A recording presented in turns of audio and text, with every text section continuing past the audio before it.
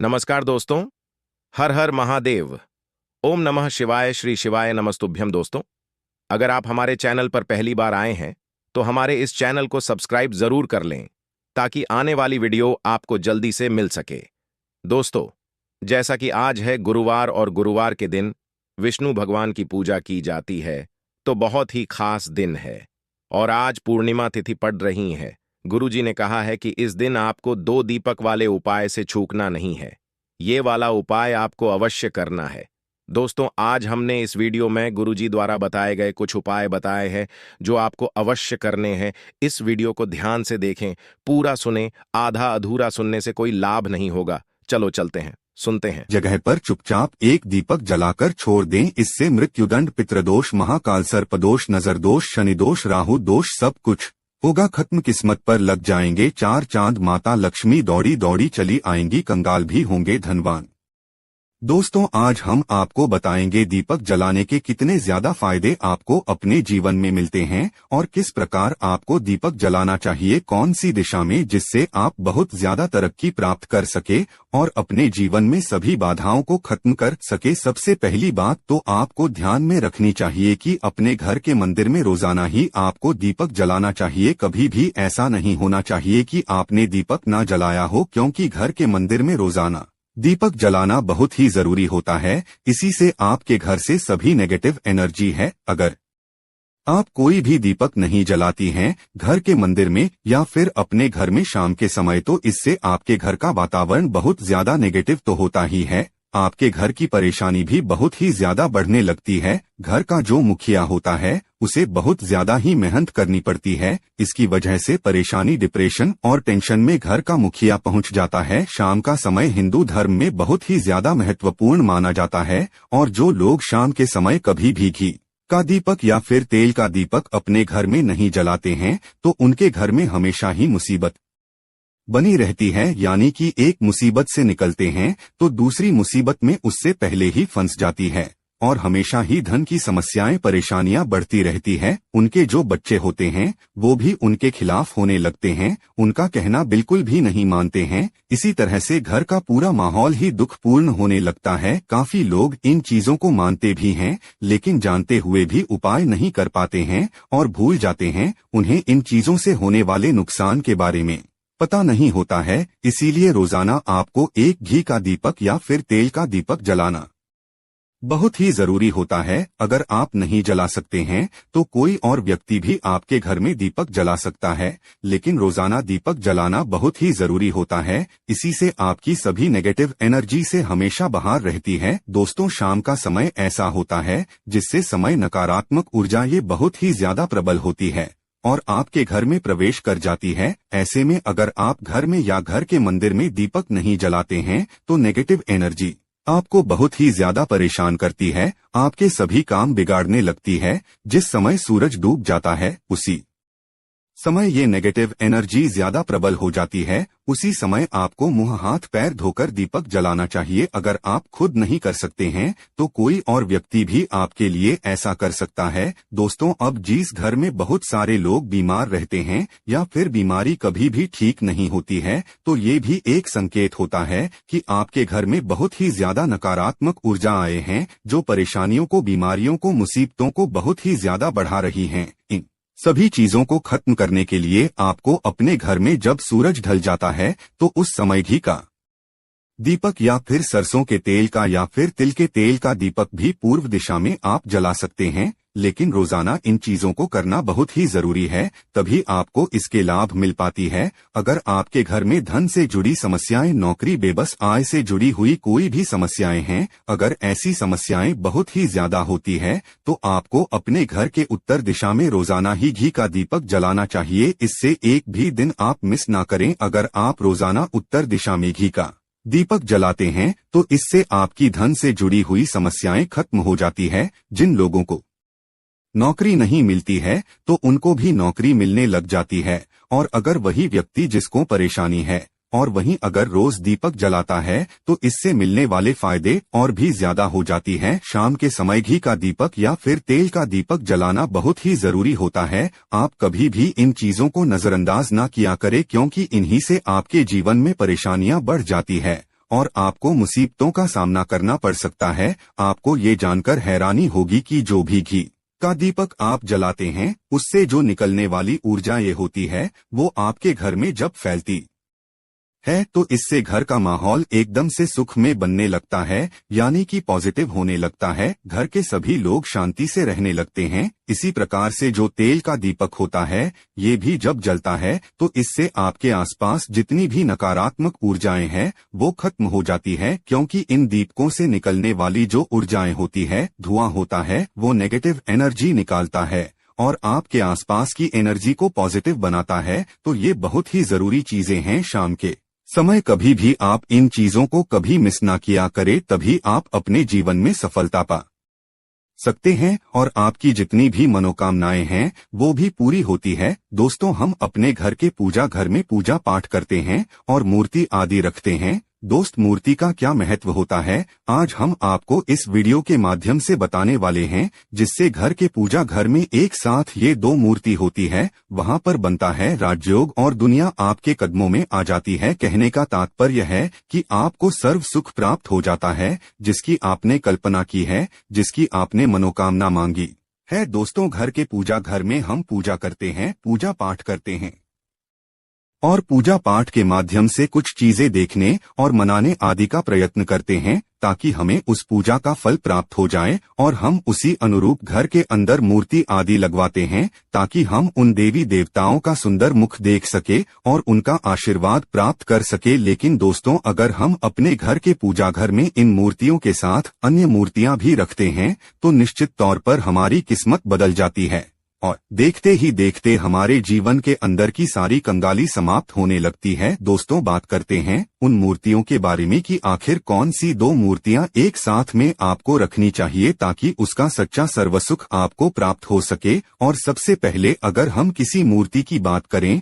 तो दोस्तों, अगर आप श्री कृष्ण के भक्त हैं और बाल गोपाल की मूर्ति रखते हैं, तब आपको भगवान श्री कृष्ण के साथ माता रानी राधा जी की मूर्ति भी आपको जरूर रखनी चाहिए। दोस्तों, या भगवान कृष्ण की अगर आपके घर में तस्वीर है तो उसके साथ राधा जी की भी तस्वीर संयुक्त जोड़े के रूप में आपको लेकर आनी चाहिए। दोस्तों, यह प्रेम और एकता की एक ऐसी अनोखी मिसाल है कि जिस घर में इन दोनों की तस्वीरें होती है तो समझ लीजिए उस घर के अंदर किसी भी प्रकार का गृहक्लेश नहीं होता है। दोस्तों, पति पत्नी और परिवार जनों के बीच परस्पर प्रेम रहता है और घर में धन धान्य में अपने आप ही वृद्धि होती है। इसीलिए ये जरूरी माना गया है, अगर आप भी इन मूर्तियों को रखते हैं तो निश्चित तौर पर आपके जीवन में अपने आप ही फायदा प्राप्त हो जाएगा। दोस्तों, कई लोग अपने घर में माता लक्ष्मी की पूजा करते हैं तो सोचते हैं कि भगवान विष्णु की भी पूजा करें या ना करें, या फिर उनकी मूर्ति साथ में रखें या ना रखें। दोस्तों, हमेशा भगवान श्री विष्णु जी और माता लक्ष्मी की पूजा आपको एक साथ करनी चाहिए। दोस्तों, देवाधिदेव महादेव भगवान विष्णु और भगवान ब्रह्मा जी तीनों ही देवताओं को सर्वशक्तिमान देवता माना गया है और 13 देवों में भगवान विष्णु जी को पूजा जाता है। तो अगर आप अपने घर के पूजा घर में लक्ष्मी नारायण जी की संयुक्त रूप में पूजा करते हैं तो निश्चित तौर पर आपके घर में दिन दुगनी रात चौगुनी वृद्धि देखने को मिलती है। दोस्तों, इसीलिए आप भगवान विष्णु जी के साथ माता लक्ष्मी जी की पूजा करें। अगर माता लक्ष्मी की अकेली तस्वीर है तो आपको उनके बाएं तरफ भगवान श्री गणेश और भगवान श्री कुबेर जी की मूर्ति या तस्वीर अपने घर के मंदिर में जरूर लगाने चाहिए। अगर आप माता लक्ष्मी जी के बाएं तरफ भगवान श्री गणेश जी की मूर्ति लगाते हैं या तस्वीर लगाते हैं तो आपको निश्चित तौर पर लाभ प्राप्त होता है और देखते ही देखते आपके जीवन के अंदर की कंगाली समाप्त होने लगती है और धन प्राप्ति के लिए आपको लक्ष्मी गणेश जी की संयुक्त रूप से पूजा करनी चाहिए। माना जाता है माता लक्ष्मी धन देती है तो भगवान श्री गणेश रिद्धि सिद्धि का भंडार और वृद्धि का विकास करते हैं। इसी वजह से इनकी पूजा बहुत जरूरी मानी गई है। दोस्तों, कई लोग पूछते हैं कि अपने घर में हनुमान जी की तस्वीर या मूर्ति रखें या ना रखें, या उनकी पूजा करें या ना करें। दोस्त, तो आपको निश्चित तौर पर हनुमान जी के अन्य देवी देवताओं के साथ में भी आप मूर्ति या तस्वीर रख सकते हैं। किसी प्रकार की कोई दो राय नहीं है कि आपके ऊपर हनुमान जी क्रोधित होंगे या नहीं होंगे। दोस्तों, इसके अलावा आप प्रभु श्री राम की तस्वीर भी अपने घर के पूजा घर में रखते हैं, तो आप हनुमान जी की तस्वीर रखें या ना रखें, हनुमान जी महाराज के निमित्त किसी भी प्रकार की पूजा या पाठ करना हो तो आप प्रभु श्री राम से कहे। दोस्तों, भगवान श्री राम के प्रिय भक्त हनुमान जी महाराज है और निश्चित तौर पर आपको उतना ही आशीर्वाद प्राप्त होता है जितना कि आपको हनुमान जी की मूर्ति या तस्वीर का पूजन करने से होता है। या फिर आप क्या करें, श्री राम दरबार की तस्वीर अपने घर में लेकर आए और श्री राम दरबार की तस्वीर का पूजन करें, या उनकी मूर्ति या उनके किसी प्रकार की कोई चीज आपके पास है तो आप उनका पूजन करें। इसमें सारे देवी देवताओं को आपको आशीर्वाद प्राप्त हो जाता है। हनुमान जी से लेकर माता सीता, भगवान श्री राम और अन्य देवी देवताओं का भी आशीर्वाद आपको प्राप्त हो जाता है। तो निश्चित तौर पर अपने घर के पूजा घर में एक साथ आप ये तस्वीर रख सकते हैं। आपके जीवन में राजयोग की प्राप्ति हो जाती है। दोस्तों, इसी तरह अगर आप अपने घर के पूजा घर में या किसी अन्य स्थान पर अगर कोई तस्वीर रखना चाहते हैं और उसे लगाकर अपने घर में लाभ प्राप्त करना चाहते हैं, तो अपने घर में या पूजा घर में आपको निश्चित तौर पर तेरे देवों की तस्वीरें या मूर्ति एक ही स्थान पर लाकर जरूर रखनी चाहिए। ब्रह्मा, विष्णु और महेश, इन तीनों की संयुक्त रूप से इनकी एक साथ तस्वीर अपने घर के मंदिर में या अपने घर में कहीं भी लाकर रख देनी चाहिए। माना जाता है कि इन तीनों देवताओं के एक साथ दर्शन करने मात्र से हमारे बड़े से बड़े विघ्न और बड़े से बड़े कष्ट ऐसे ही समाप्त हो जाते हैं। इसी वजह से इन तीनों की एक साथ में तस्वीर या मूर्ति लाकर आपको पूजा जरूर करनी चाहिए। दोस्तों, अब बात करते हैं कि कुछ ऐसी तस्वीरें होती है या ऐसी मूर्तियां होती हैं जिनको आपको अपने घर के पूजा घर में स्थान ही नहीं देना चाहिए। अगर आपने इन तस्वीर या मूर्ति को अपने घर के पूजा घर में स्थान दिया है तो समझ लीजिए कि आपको कंगाली का सामना करना पड़ेगा या फिर देवी देवताओं के क्रोध का सामना करना पड़ेगा। दोस्त, और एक बात बता दें कि मंदिर में कभी भी विषम संख्या में गणेश जी की मूर्तियां ना रखें, जैसे कि 1, 3 या 5 ऐसे रखना अशुभ माना जाता है। 2 मूर्तियों को एक साथ रखना शुभ माना गया है। अगर आप सिर्फ गणेश जी की मूर्ति रखते हैं तो इसके अलावा किसी भी प्रकार की मूर्ति आपको नहीं रखनी चाहिए। दोस्तों, इन्हें स्थापित करते वक्त ध्यान दें कि गणेश जी का चेहरा हमेशा घर के मुख्य दरवाजे की तरफ होना चाहिए ताकि आपको अच्छे और सच्चे धन लाभ की प्राप्ति हो। और इस बात का ध्यान रखें कि घर में अंगूठे से बड़े आकार का शिवलिंग आपको भूलकर भी नहीं रखना चाहिए। हमेशा एक छोटा सा शिवलिंग रखें और इससे ज्यादा शिवलिंग आपको नहीं रखना चाहिए। दोस्तों, वैसे तो आपको अपने घर में शिवलिंग रखना ही नहीं चाहिए, उसके बाद भी अगर आप रखते हैं तो अंगूठे के आकार से बड़ा शिवलिंग आपको नहीं रखना चाहिए। आप छोटा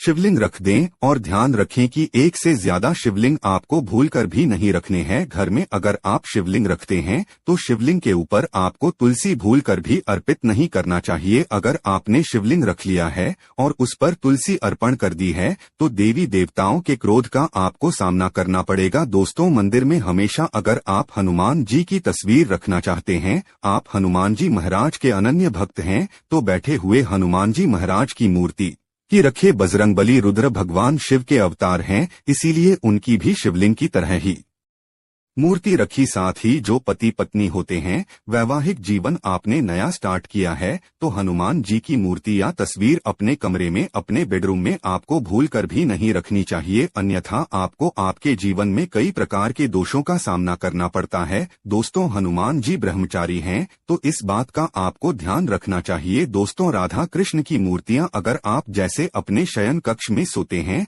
और वो आपके बेड के सामने की तरफ रखी है कि जैसे कि आप सुबह उठें और आपको उठते ही पहले उनके दर्शन हो जाए, तो समझ लीजिए कि आपका जीवन मालामाल होने वाला है। किसी भी प्रकार का कोई दुख, धन की चिंता आपके जीवन में नहीं रहेंगी। दोस्तों, इसी तरह अगर माता दुर्गा की तस्वीर आप अपने घर में लेकर आना चाहते हैं और चाहते हैं कि माता दुर्गा की तस्वीर के माध्यम से आप अपने जीवन में समृद्धि देखें, तो दोस्तों भूलकर भी आपको माता दुर्गा की क्रोधित अवस्था की तस्वीर, जैसे कि महाकाली की तस्वीर या फिर महिषासुर का वध करते हुए या क्रोधित अवस्था में माँ लक्ष्मी की, माता दुर्गा की तस्वीर लाकर आपको उनकी पूजा नहीं करनी चाहिए। दोस्त, तो हमेशा शांत और सुंदर मुख वाली तस्वीर ही अपने घर के अंदर लाकर पूजा करनी चाहिए। बहुत ही शुभ और मंगलकारी माना जाता है। दोस्तों, इस बात का ध्यान रखें कि अगर आप अपने घर में मूर्तियां रखते हैं तो आपको इनको भूलकर भी टूटे हुए चावल नहीं चढ़ाने चाहिए। बेहतर होगा कि आप हल्दी में चावल को पीला करके ही वो चावल चढ़ाएं, लेकिन टूटे हुए चावल आपको भूलकर भी माता लक्ष्मी को या अपने घर में देवी देवता को नहीं चढ़ाने चाहिए। दोस्तों, इसी तरह इस बात का भी ध्यान रखें कि